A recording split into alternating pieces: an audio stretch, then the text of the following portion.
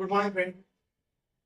અગાઉ આપણે ટેક્સેશન સબ્જેક્ટમાં યુનિટ નંબર 2 કેપિટલ ગેઇન મૂડી નફાના અંદર HNG 2024 માં પૂછાયેલો દાખલો છે.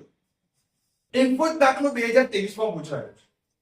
એટલે તમે આ દાખલો ગણતા પહેલા 2024 નો જે દાખલો અગાઉ આપણે વિડિયો બનાવેલો છે એક વખત નજર કરી અને પછી આ 2023 દાખલો.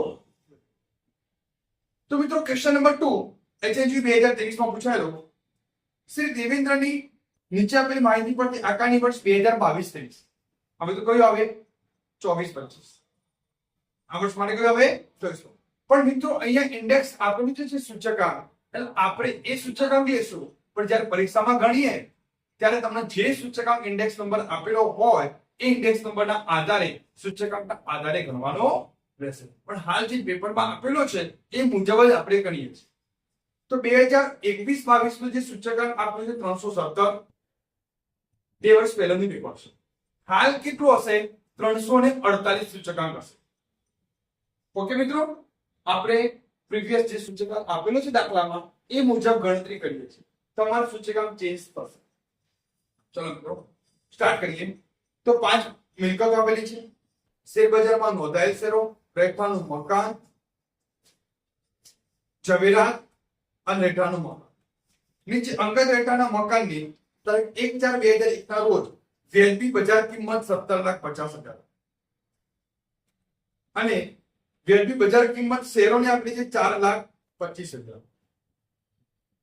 ઓકે તો અહીંયા જવાબ આપણે 2024 ની અંદર રહેઠાણનું મકાન પહેલા પૂછ્યું અને નોંધાયેલ શેરો બીજા ક્રમમાં. અહીંયા શું પૂછ્યું છે 2023 માં ધ્યાન રાખજો મિત્રો, આ બંને ઉપર નીચે છે એટલે હું અહીંયા નંબર ફોર્મેટ ગણેલો છે અને 2 નંબર આપું છું અને 1 નંબર આપું.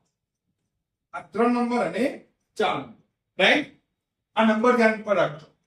તો પહેલું છે નોંધાયેલ શેર, એ આપણે અહીંયા ગણ્યું. તો એની વેચાણ કિંમત કેટલી આપેલી છે 5,25,000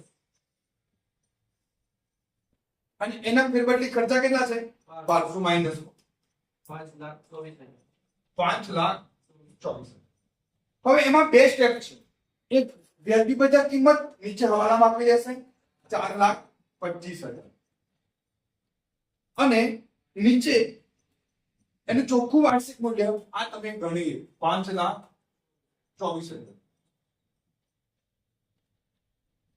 તો સ્ટેપ 1 માં બંનેમાંથી ઓછું મૂલ્ય કયું છે 4,25,000. હવે સ્ટેપ નંબર 2, સ્ટેપ 1 ની કિંમત કેટલી આવે 4,25,000 અને મૂળ ખર્ચ કિંમત અંતર તમને આપેલી છે કોઠામાં જુઓ 4,40,400. આ બંનેમાંથી વધુ મૂલ્ય 4,40,400 જે અહીંયા આવશે. બાજુ કરો 5,24,000 માઇનસ 4,40,400 83,600. આ પહેલો મુદ્દો તમારે અહીંયા ક્લિયર. બીજો મુદ્દો જે રહેઠાણનું મકાન છે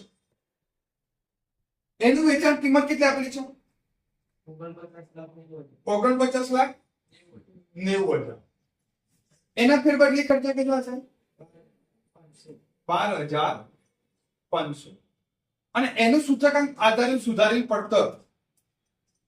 તો નીચે તમે જુઓ એની બજાર કિંમત રહેઠાણનું મકાન 1995 માં ખરીદ્યું પણ 1995 એટલે 2000 ની નીચે કિંમત આપેલી છે. 2000 ની કિંમત કેટલી છે 2001 ની. બંનેમાંથી જે વધારો હોય લેશું 17,50,000. એ વખતનું સૂચકાંક 100 આપેલું છે અને ચાલુ વર્ષનું સૂચકાંક હાલ 2024-25 માં હાલ આપણો સૂચકાંક 348 લેવો પડે.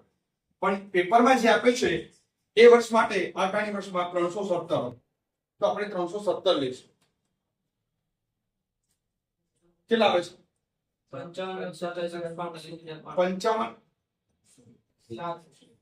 47 લાખ કેટલા છે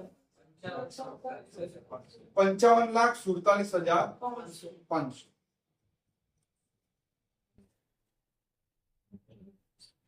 મિત્રો અહીંયા રહેઠાણનું મકાન 17,50,000 ને 15,00,000 હતા, તો બંનેમાંથી જે વધારે હોય એ લેવાનું. તો આપણે 15,00,000 ની જગ્યાએ 17,50,000 અને એ વખતે સૂચકાંક ચાલુ વર્ષનો 317 છે અને જે વખતે ખરીદ વર્ષનો સૂચકાંક 2001 માં 100 આપણે 100 લેશું.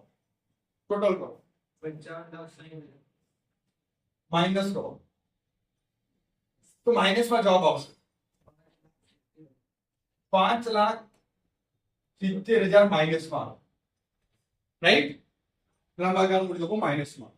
હવે 1 નંબર 2 નંબર થઈ ગયા. 3 નંબર જે છે અંગત મોટર કાર એ આપણે ગણાશે. 4 નંબર જુઓ. હવે મિત્રો લાસ્ટ પોઈન્ટ ઝવેરા. એમાં જુઓ મિત્રો તમને અહીંયા 2019 ના આપણે વર્ષ છે કે 2022 અને મિત્રો જે ટૂંકા ગાળાનું છે ઝવેરા વેચાણ મૂલ્ય લેવાશે. કેટલું છે વેચાણ મૂલ્ય? બોલો 19,50,000.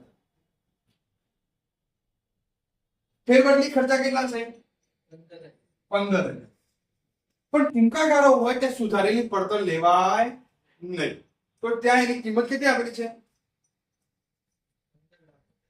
સૂચકાંક આધારે સુધારેલી પડતર નહીં લેવાય અને એની ખરીદ કિંમત 15,50,000. ટોટલ કેટલા થયા? 15,65,000. ચલો માઇનસ કરો. 19,50,000 માંથી 15,65,000 માઇનસ કરો. 3,85,000. આ તો ટૂંકા ગાળાનું અહીંયા લખી દઉં છું. આ જે છે ટૂંકા ગાળાનું મૂડી નફો. ખ્યાલ આવી ગયો? અંદર તારીખ ઉપરથી ખબર પડશે કે લાંબા ગાળો છે કે ટૂંકો ગાળો. ઓકે મિત્રો.